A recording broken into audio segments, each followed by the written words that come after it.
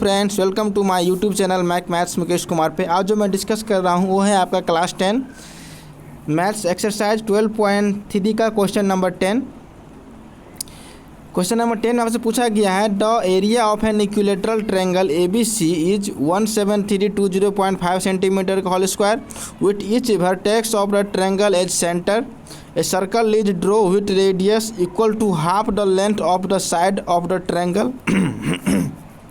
Find the area of the shaded region. Okay? इस question में आपसे पूछा गया है the area of an equilateral triangle ABC। एक कोई इक्विलेटरल ट्रायंगल है जिसका एरिया आपको गिवन है कितना 17320.5 सेंटीमीटर का whole square with each vertex of the triangle.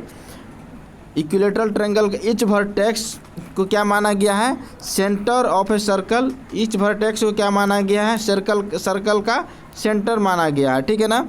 फिर जो बात बोला गया है वो ये है कि with radius equal to the half length of the side of the triangle. ठीक है ना। रेडियस क्या बोला है आपका क्या होना चाहिए हाफ होना चाहिए किसका लेंथ का। ठीक है ना। साइड ऑफ द ट्रायंगल का लेंथ का क्या होना चाहिए हाफ होना चाहिए। तो हम फिगर को देखें यहाँ से हमको क्लियर ही समझ में आएगा। बोला गया है कि एक इक्विलेटरल ट्रायंगल है जो मैंने यहाँ पे आपको ड्रॉ किया है और ये फिगर ये आपको क्वेश्चन में भी है। ये इक्विलेटरल ट्रायंगल है। इक्विलेटरल ट्रायंगल के each vertex means total vertex ये पॉइंट A है, ये B मानते हैं और ये C मानते हैं। तो वर्टेक्स ABC को क्या माना गया है सेंटर माना गया है किसका सर्कल का। और इसको सर्कल का सेंटर मान करके सर्कल ड्रॉ किया गया है। ठीक है ना। सर्कल क्या किया गया है ड्रॉ किया गया। यदि हम इसको देखें तो आप मुझे ये बताइए किसी भी सर्कल को ड्रॉ करने के लिए हमें क्या जानकारी रहना चाहिए किसके बारे में हमको किसका वैल्यू हमको नोन रहना चाहिए तो वो है रेडियस। क्या है रेडियस।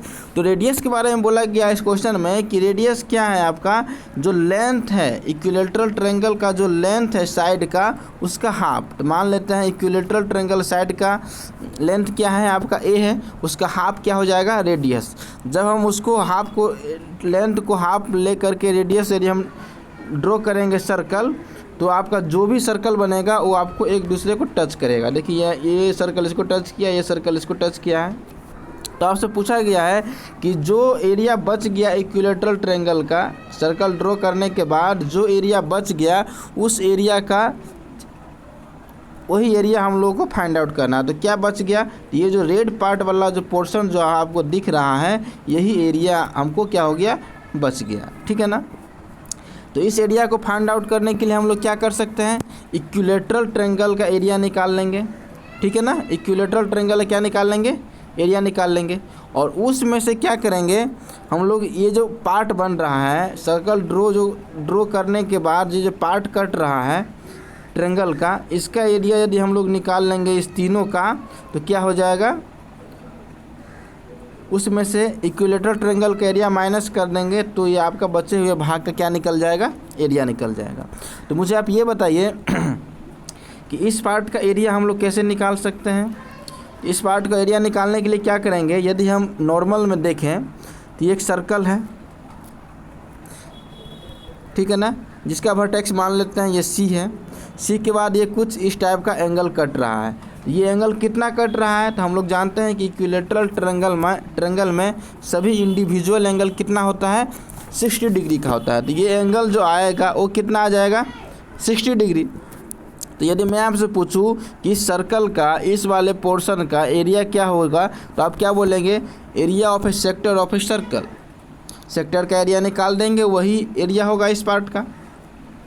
ठीक है ना। वही चीज़ क्या है तीनों में है क्योंकि तीनों सर्कल का क्या है आपका रेडियस सेम है और तीनों का क्या है आपका ट्रायंगल का एंगल भी क्या है सेम है। यदि हम एक का area of A sector of a circle निकाल देंगे उसमें यदि हम 3 से मल्टीप्लाई कर देंगे तो ये तीनों पोर्शन का क्या निकल जाएगा एरिया निकल जाएगा। ओके इस चीज़ को हम यहाँ पे देखे हैं। अब बताइए अब मुझे एरिया निकालने के लिए सर्कल का एरिया निकालने के लिए मुझे किसका आवश्यकता पड़ेगा वो पड़ेगा रेडियस का। तो रेडियस हम लोग कैसे निकालेंगे तो रेडियस क्या बोले हैं हम A/2 और ये A कैसे आएगा तो ये A आएगा इक्विलेटरल ट्रायंगल के एरिया से। देख लीजिए तो क्वेश्चन में है आपका इन प्रॉब्लम गिवन क्या है आपका एरिया ऑफ इक्विलेटरल ट्रायंगल क्या है आपका 17320.5 सेंटीमीटर का होल स्क्वायर। तो एरिया ऑफ इक्विलेटरल ट्रायंगल क्या होता है आपका, √3/4 इंटू ए का होल स्क्वायर। तो यहाँ से ए स्क्वायर हम लोग निकाल सकते हैं।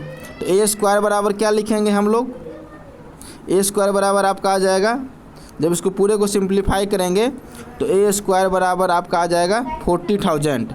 जब इसको रूट में हट लिखेंगे तो ए इक्वल्स टू आ जाएगा 200, जो कि किसके इक्वल है, 2r के, ट्वाइस ऑफ रेडियस के इक्वल है, या आप डायमीटर ऑफ सर्कल के इक्वल है। ठीक है ना। तो यहाँ से आप r क्या निकाल सकते हैं, तो r आपका आ जाएगा a/2 मीन्स 200/200 मीन्स a आपका आ गया 200 और r आपका क्या आ गया 100। ओके। तो मैंने क्या बोला, area of A shaded region निकालने के लिए क्या करना पड़ेगा, इक्विलेटरल ट्रायंगल का एरिया निकाल देंगे और उसमें से माइनस कर देंगे क्या हम 3 टाइम्स ऑफ ये सेक्टर वाला एरिया, किसी एक का सेक्टर का एरिया निकाल करके क्या कर देंगे हम लोग, उसको 3 टाइम्स से मल्टीप्लाई कर देंगे। तो इसी चीज़ को मैंने यहाँ पे लिखा है। तो area of equilateral triangle minus 3 times of area of A sector of a circle.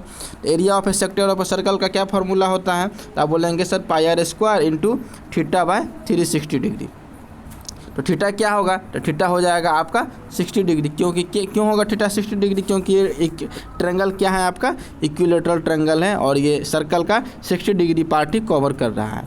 ठीक है ना। तो उसी चीज़ को मैंने यहाँ पे लिखा है, सभी डाटा मैंने पुट किया, थीटा के जगह पर 60, आर के जगह पे 100 इंटू 100, स्क्वायर है तो 3 को 3।